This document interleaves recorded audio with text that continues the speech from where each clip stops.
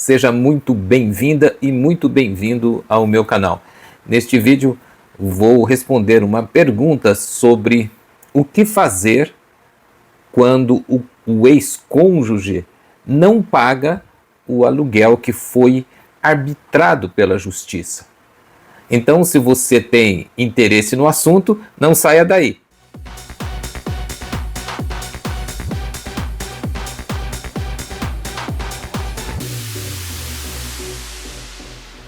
A pessoa que me enviou a pergunta não se identificou, mas eu achei a pergunta importante e resolvi incluí-la aqui para o conhecimento de vocês.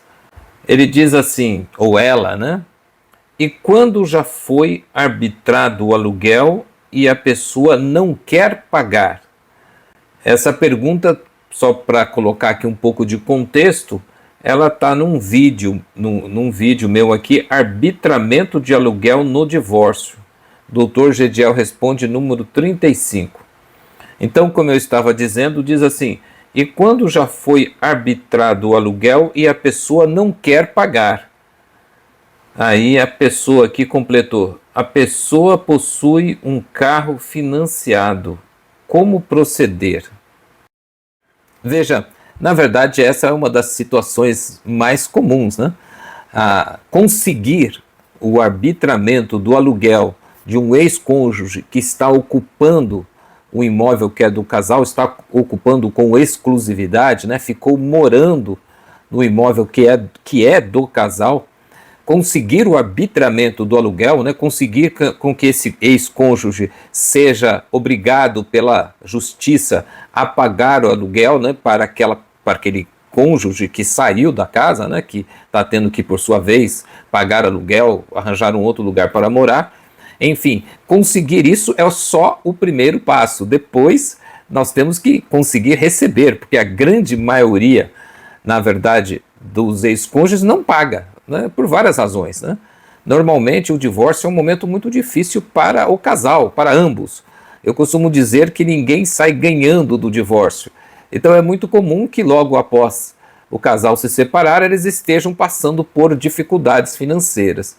Então, mesmo quando a justiça impõe àquele cônjuge que ficou no imóvel a obrigação de pagar aluguel, como eu disse, é muito comum que essa pessoa não pague o aluguel.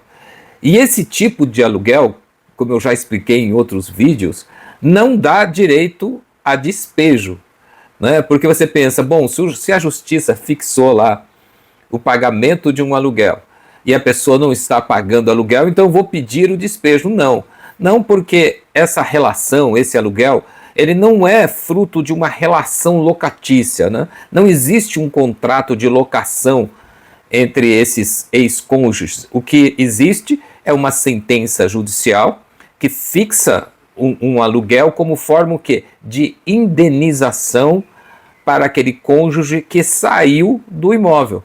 Por quê? Porque ele é dono da metade daquele patrimônio. E ficou, a mulher ou o homem, um dos dois, né, ficou morando com exclusividade porque o casamento acabou. Então, para indenizar aquele que saiu do imóvel, a justiça costuma então fixar um aluguel. Ou seja, esse aluguel tem o caráter indenizatório. Ele não é uma locação. Ele nunca vai levar ao despejo, mesmo porque a pessoa que ficou no imóvel é dono, no mínimo, da metade desse imóvel, né? E o proprietário não pode ser despejado. Mas então aí nós voltamos aqui à pergunta. Ora, eu consegui o arbitramento, agora só que a pessoa não está pagando, o que eu faço? Bem, no Brasil não é muito fácil receber, a bem da verdade. Em nenhuma situação, né? Nem pensão alimentícia é fácil receber. Daí que, no caso da pensão, existe até a possibilidade de se prender o devedor. Tão difícil é de se receber que a lei, como única alternativa, prevê, né, essa possibilidade da prisão. Muito bem, o primeiro passo que você vai ter que fazer, veja, é entrar com uma ação de cobrança. Uma ação de cobrança, é isso mesmo, você vai entrar com uma ação de cobrança ou, no caso, em já havendo uma sentença judicial, que é o comum nesses casos, você vai entrar com um cumprimento da sentença, né? Você vai executar aqueles aluguéis que estão em atraso. E você vai, obviamente, que tentar penhorar bens desse devedor. Aqui, a pessoa que fez a pergunta até falou, olha, ela tem um carro financiado.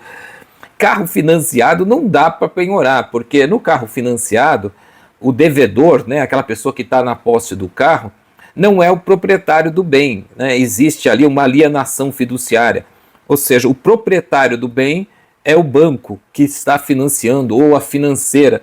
Então você não está lidando com o proprietário daquele bem. Então você não pode penhorar o carro financiado que ela está pagando.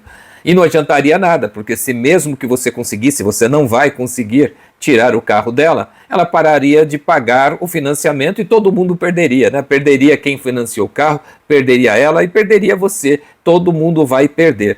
Então não adianta, mas ela pode ter outros bens. Ela pode ter uma poupança, ela pode, enfim, ter uma moto, ter um terreno, enfim, você vai atrás de bens dessa pessoa para tentar, então, receber aquilo que lhe é devido. Mas a situação do credor, né, de aluguel entre os cônjuges está numa situação assim privilegiada. Por quê? Porque ele pode, a justiça tem aceitado, tem decisão até do Superior Tribunal de Justiça, dizendo que pode penhorar o próprio bem do casal, né? Como nós falamos de início, a situação toda começa porque o casal é dono de 50% cada um do imóvel. Então, assim, a justiça permite que você penhore os 50% do devedor. E com isso, você vai o quê? Aumentar a porcentagem que você tem na casa. E na hora que eventualmente esse bem for vendido, né?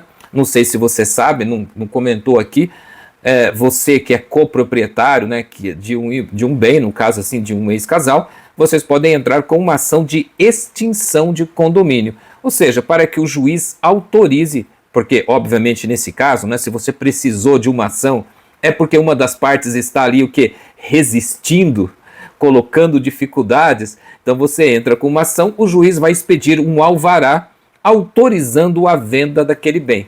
E você entrou com a ação de cobrança, você penhora uma parte, né, uma porcentagem da parte daquela pessoa, você vai o que? Ficar com uma parte maior. E quando eventualmente esse bem for vendido, você vai receber uma parte maior daquele bem.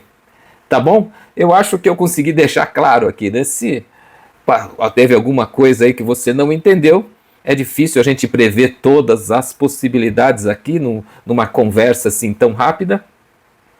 Deixa aqui nos comentários que eu oportunamente vou responder. Aproveito a oportunidade, claro, para pedir o seu apoio ao meu canal. Se você gostou, eu estou aqui sempre falando do direito, sempre procurando explicar de forma simples. Eu fui defensor público, né, durante quase 30 anos, então eu gosto de explicar, de falar da lei.